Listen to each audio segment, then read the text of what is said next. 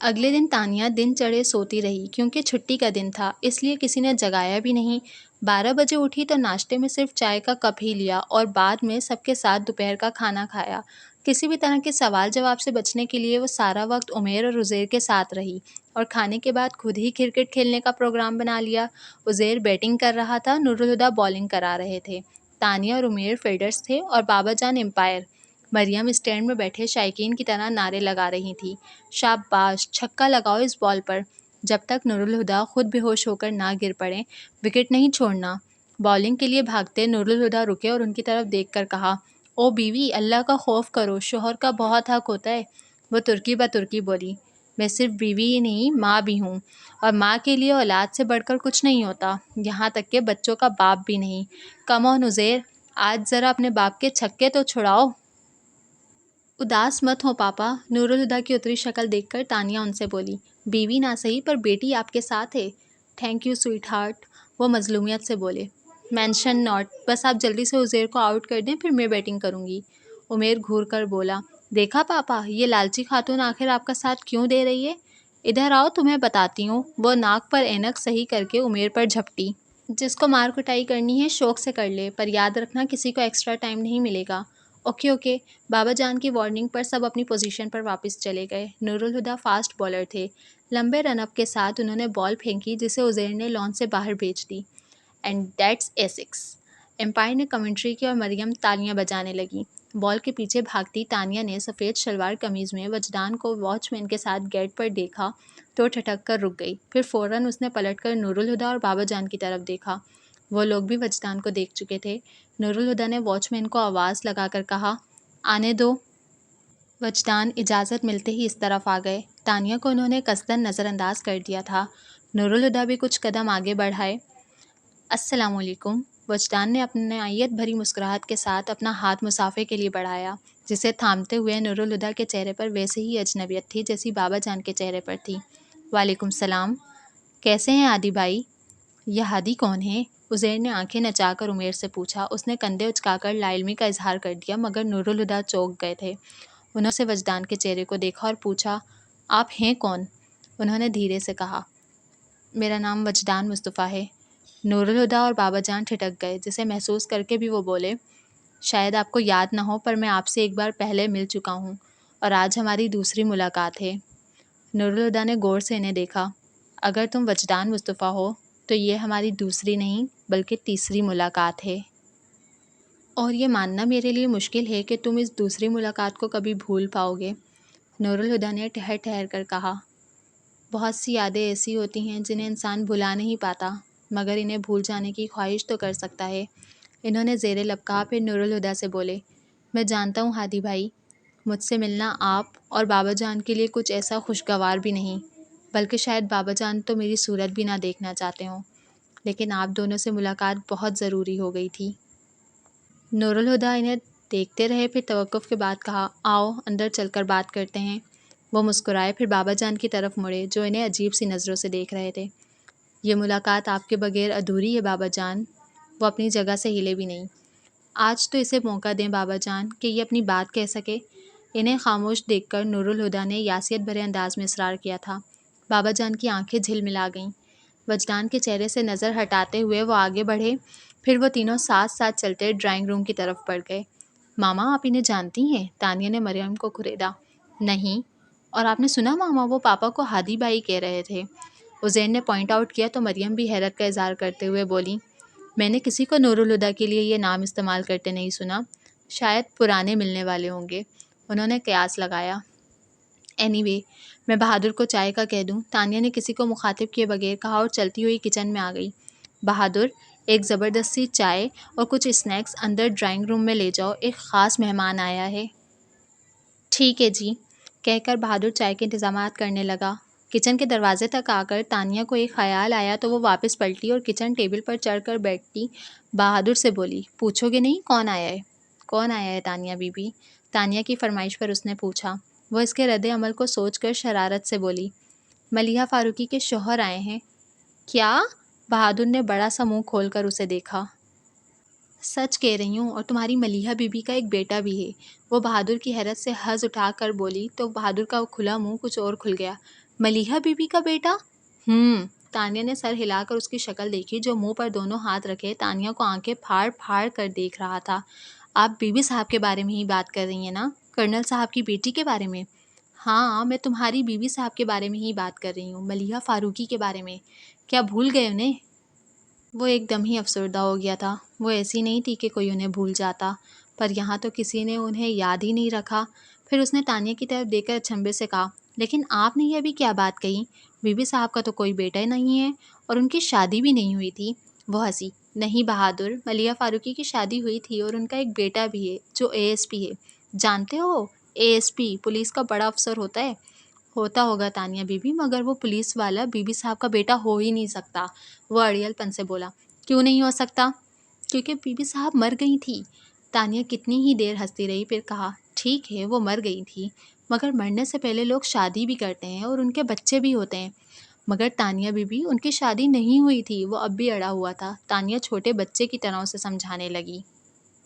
دیکھو، جب وہ یہاں سے گئی تھیں تو ان کی شادی نہیں ہوئی تھی، مگر یہاں سے جانے کے بعد انہوں نے وجدان مصطفیٰ سے شادی کر لی تھی۔ پھر ان کا بیٹا پیدا ہوا اور وہ مر گئیں۔ وہ الجھ کر بولا، مگر بی بی صاحب کہیں نہیں گئی تھی، اسی گھر میں ان کی موت ہوئی تھی اور اسی گھر سے ان کا جنازہ اٹھا تھا۔ کیا؟ اب کہ تانیہ حیران رہ گئی۔ جی تانیہ بی بی صاحب کنواری مر گئی تھی، ان کی شادی تو کبھی ہوئی ہی نہیں تھی۔ تانیہ کے سر میں دھماکے سے ہونے لگے تھے۔ وہ آہستہ سے ٹیبل سے اتر گئی اور بہادر کہتا جا رہا تھا، پتہ نہیں تانیہ بی بی آپ کو کسی نے کیا بتایا ہے، لیکن ہمیں اس بارے میں بات کرنے سے سختی کے ساتھ منع کیا گیا ہے۔ وہ تو آپ نے مرنے والی کے بارے میں اتنی بڑی بات کہہ دی تھی تو ہم بھی بول پڑے، پر آپ آگے ہم سے کچھ نہیں پوچھیے گا۔ اور آگے رکھا بھی کیا ہے، وہ بیچاری مر گئیں اور ساری باتیں ختم ہو گئیں۔ بڑی نیک لڑکی تھی، اللہ جنت نصیب کرے۔ باتیں ختم نہیں ہوئیں، اس نے دل میں کہا، باتیں تو شروع ہوئی ہیں۔ جب ملیحہ نے دادا جان کے کسی حکم سے سرتابی نہیں کی تو اسے گمنام کیوں کر دیا گیا؟ اس کی موت کن حالات میں ہوئی اور کیوں اسے پراسرار بنایا جا رہا ہے؟ اور سب سے اہم چیز، یہ بات کیوں مشہور کی گئی کہ وہ وجدان مصطفیٰ کی بیوی تھی؟ اور ان کی اصل بیوی اور شایان کی ماں کون ہے؟ اور اس کی شخصیت کو کیوں چھپایا گیا؟ اور کیوں شایان کو بھی یہ یقین دلایا گیا کہ وہ ملیحہ کا بیٹا ہے؟ سوال ہر طرف بکھرے تھے پر جواب کہیں نہیں تھا۔ وہ لاؤنج میں آئی اور ڈرائنگ روم کے گلاس ڈور سے اندر دیکھنے لگی جہاں سے پردہ ہٹا ہوا تھا۔ دادا جان صوفے پر بیٹھے بار بار پہلو بدل رہے تھے اور نور الہدیٰ وجدان کے ساتھ بیٹھے ان کے کندھے پر بازو پھیلائے دھیرے دھیرے بولتے وجدان کی بات بڑے دھیان سے سن رہے تھے۔ وہ پہلے ہی جانتی تھی کہ نور الہدیٰ اور بابا جان کبھی ملیحہ کے بارے میں زبان نہیں کھولیں گے۔ اب اس نے وجدان کا نام بھی اس فہرست میں شامل کر لیا تھا۔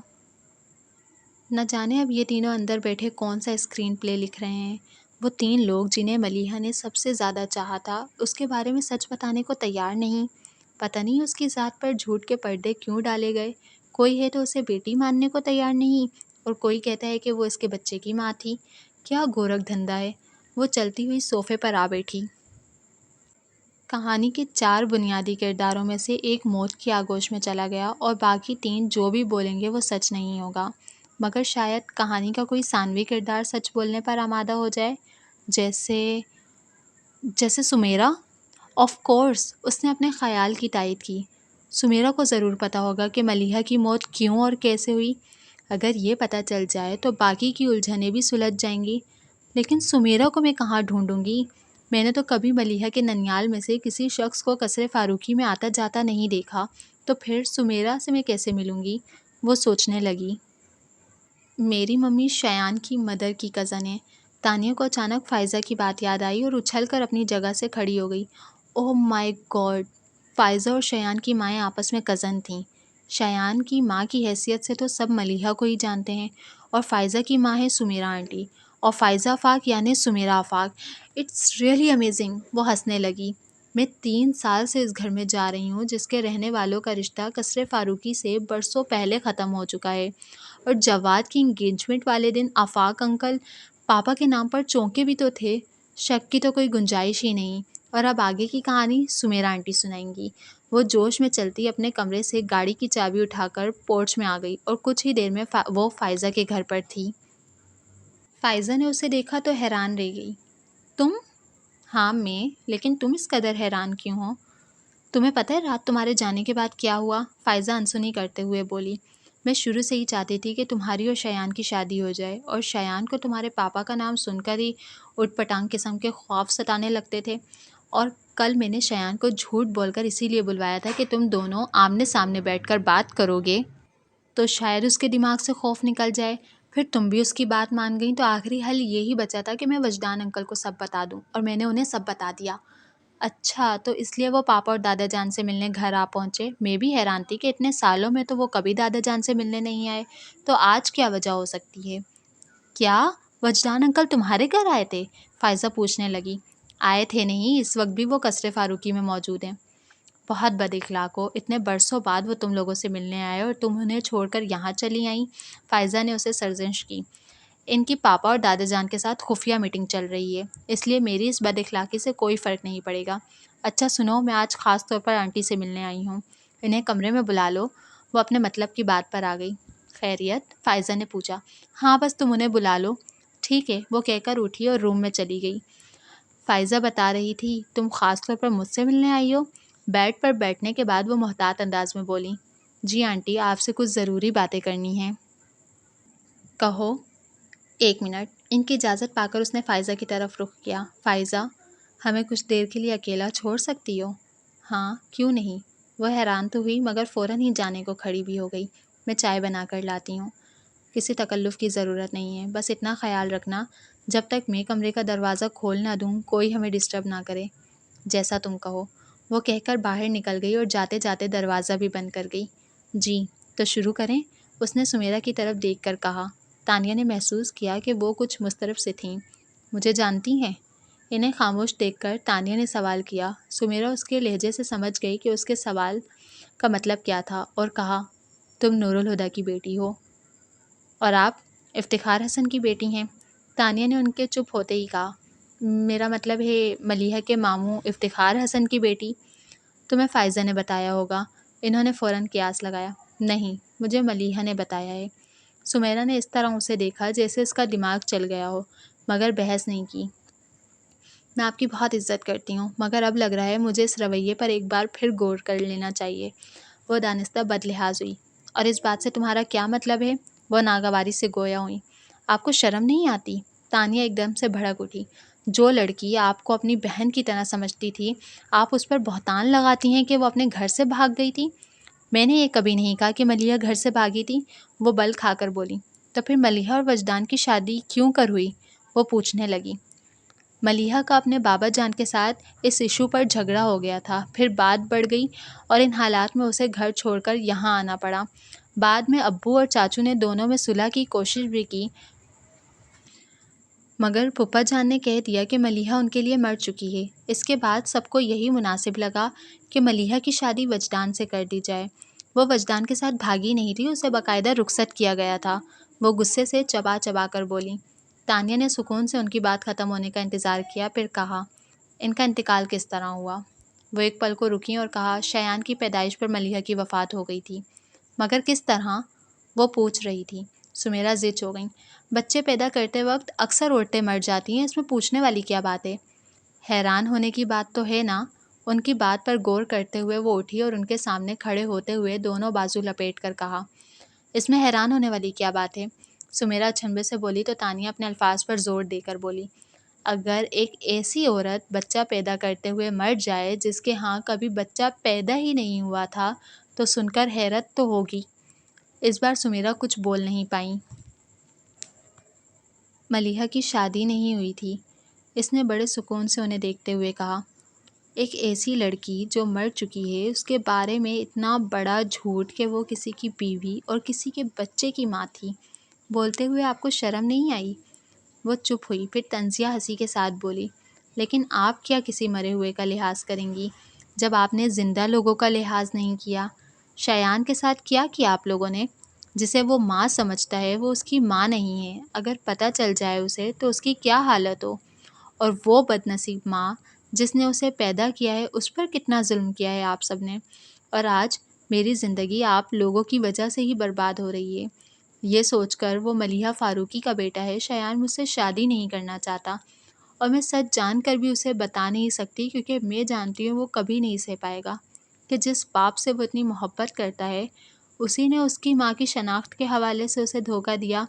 وہ رکی اور شکایتی نگاہوں سے سمیرا کو دیکھنے لگی، جن کی آنکھوں سے اب آنسو گرنے لگے تھے۔ دادا جان، پاپا، وجدان اور آپ، ملیحہ نے ہر ایک سے محبت کی، اور اس کے مرنے کے بعد آپ سب نے اس کے ساتھ کیا کیا؟ پاپا اور دادا جان یوں اس کے ذکر سے لاتعلق ہو گئے جیسے وہ کبھی پیدا ہی نہیں ہوئی تھی۔ اور وجدان، جو ملیحہ کے لیے یقین کا چہرہ تھا، اس کے چہرے کو دھوکہ بنا کر اپنے بیٹے کے سامنے پیش کرتے رہے، اور آپ نے وجدان کو ایسا کرنے دیا؟ کس قدر بد نصیب تھی وہ! اس نے کبھی سوچا بھی نہیں ہوگا کہ اس کے مرنے کے بعد اس کے ساتھ یہ سب ہو جائے گا۔ سمیرا کے آنسو اور بھی شدت سے بہنے لگے، مگر تانیہ اس پر ترس کھائے بغیر بولتی رہی۔ جھوٹ کا یہ محل کھڑا کرنے کی کیا ضرورت تھی، بتائیں؟ میری اور شایان کی زندگیوں کو برباد کرنے کا آپ کے پاس کیا جواز ہے؟ جواب دیں، یا دینے کے لیے آپ کے پاس کوئی جواب بھی نہیں ہے؟ استہزائیہ انداز میں کہتے ہوئے اس کی آواز مزید تیز ہو گئی۔ آج تو آنسو بہا رہی ہیں، مگر جب ملیحہ کی موت کا تماشا بنا رہی تھی اس وقت آپ کے آنسو کہاں تھے؟ میں نے ملیحہ کی موت کا تماشا نہیں بنایا، وہ چلا اٹھیں۔ ہاں، وہ بد نصیب تھی، مگر کسی نے بھی نہیں سوچا تھا کہ اس کے ساتھ یہ سب ہو جائے گا۔ پھر وہ آنسو پونچھے بغیر ہولے سے بولنے لگیں۔ مجھے آج بھی یقین نہیں آتا کہ ملیحہ مر چکی ہے۔ کس نے سوچا تھا وہ اس طرح مر جائے گی؟ جیتے جی کبھی نہیں ستایا اور مر کر سب کے لیے عمر بھر کا عذاب بن گئی۔ انہوں نے تانیہ کی طرف دیکھا۔ یہ کوئی پریوں کی داستان نہیں جسے سننے کے شوق میں تم یہاں چلی آئیں۔ جانتی ہوں یہ پریوں کی داستان نہیں ہے، مگر پری کی داستان تو ہے جو جادو نگری میں کھو گئی۔